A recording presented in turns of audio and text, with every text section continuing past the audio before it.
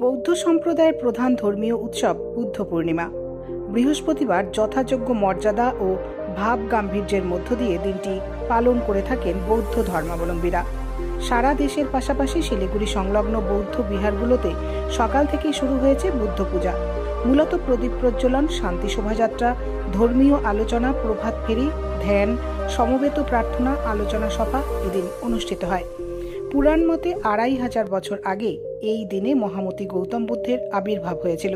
তার জন্ম, বোধিলাভ ও মহাপ্রয়াণ বৈশাখী পূর্ণিমার দিনে হয়েছিল বলে এর অপর নাম দেওয়া হয় বুদ্ধ পূর্ণিমা। এই দিনটি উপলক্ষে এদিন শিলিগুড়ি মহকুমার বাগডোগরায় চিরাচরিত রীতি অনুযায়ী বুদ্ধ জয়ন্তী পালন করা হলো। এদিন বাগডোগরার দাঁড়াগাঁওয়ের বুদ্ধ মন্দির থেকে এক বর্ণাঢ্য শোভাযাত্রা বের হয়। শোভাযাত্রাটি এশিয়ান হাইওয়ে হয়ে গোটা বাগডোগরা পরিক্রমা করে। শোভাযাত্রায় লামাদের পোশাকে প্রচুর সংখ্যক বৌদ্ধ ধর্মাবলম্বী মানুষের উপস্থিতি দেখা যায়। সেই সঙ্গে বৌদ্ধদের পবিত্র ধর্মগ্রন্থ ত্রিপিটককে মাথায় নিয়ে মহিলাদের শোভাযাত্রায় হাঁটতেও দেখা যায়।